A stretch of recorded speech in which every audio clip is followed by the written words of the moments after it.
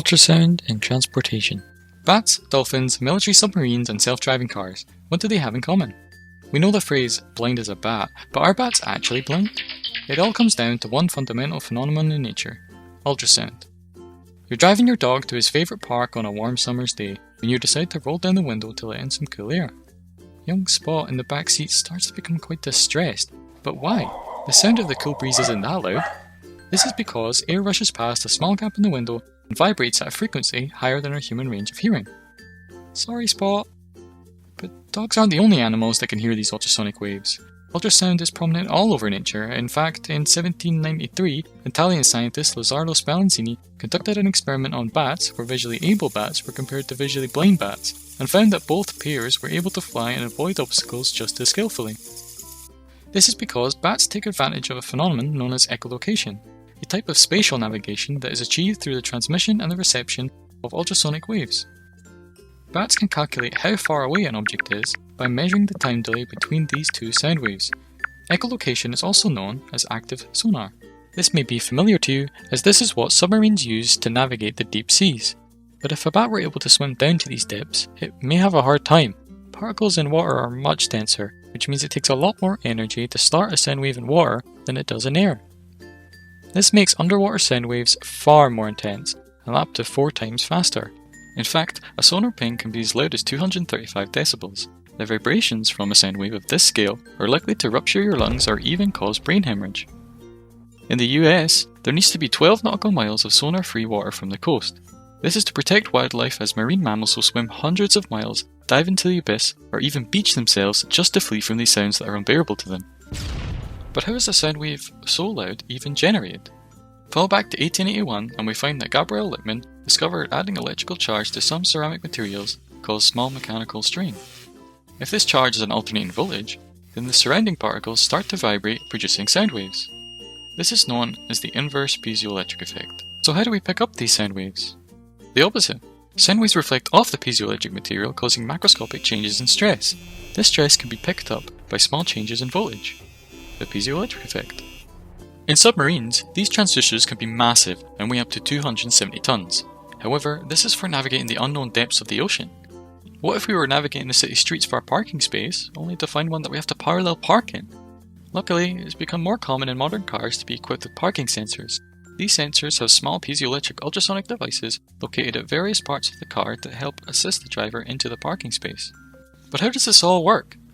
These parking sensors have 4 main characteristics that are perfectly adjusted to alarm you of the proximity of an obstacle. Directivity is an intricate concept that is closely related to frequency.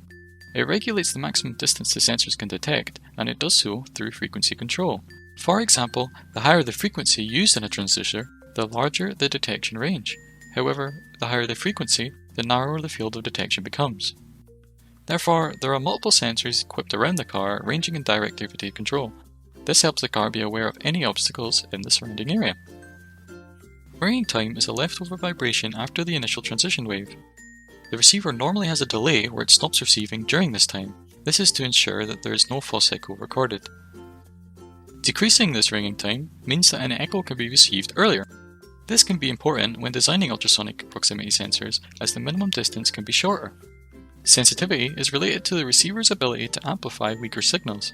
Higher sensitivity may allow us to increase the maximum detection range, as sound waves are easier to be picked up. However, this increases the likelihood of background noise interfering with our signal, resulting in something that is noisy and unreadable. Lastly, sound pressure is used to determine the sensor's maximum detection range. This is done through the measurement of sound pressure loss as sound travels. Known more commonly as the inverse square law, as distance away from a point source increases, the fixed amount of energy is more thinly distributed, making the returning signal much weaker. From the sounds of it, ultrasonic sensors seem to exhibit a high level of complexity, and a fine balance is required to maximize their performance. While design limitations are one thing to consider, environmental factors affect our sensors too. Temperature fluctuations, extreme winds, and wave absorption by soft materials cause these sensors to falsely recognize the location of a target. This happens because all these conditions affect the speed of sound at which our sensors use to calculate the distance of an object.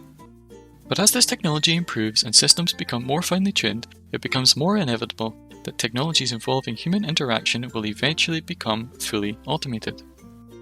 In the mid-2000s, luxurious car companies like Lexus, BMW and Jaguar all released their versions of a parking assistant, which, with the help of ultrasonic sensors, could identify sensible parking spots, take full control of the wheel and impressively reverse parallel park with the driver just controlling the clutch and the brake. In the early 2010s, this feature was adopted in more affordable cars such as Ford Fiestas. However, Ford went one step further with extra features such as the notification of cars or objects when a driver is reversing out of a space, and the notification of ongoing traffic in the blind spots of the side mirrors. 2020 has already been prepped to be an exciting decade for autonomous vehicles, with companies such as Tesla and Google's sister company Waymo already having success with driving on the roads without any human assistance. But what does the future hold for ultrasound in transport? Although it's not the only sensor used in these autonomous vehicles, it certainly plays its part in the system as a whole, with predictions from the famous Elon Musk saying that in the middle of 2020, Tesla's autonomous system will have improved to the point where drivers no longer have to even focus on the road. It becomes only a matter of time before these systems grow and expand into other forms of public transport such as buses and taxis. Companies could even transport goods much more efficiently, as there'd be no need for a human driver that needs to follow any strict driving time limit laws. Although this may seem conceptual in this present day, it only seems like a matter of time before companies start to take full advantage of autonomous travel. The applications of ultrasound to transport is an ever-increasing field, and with more and more research being done into artificial intelligence, it's become hard to predict the outcome without sounding like a cliché film based on the future.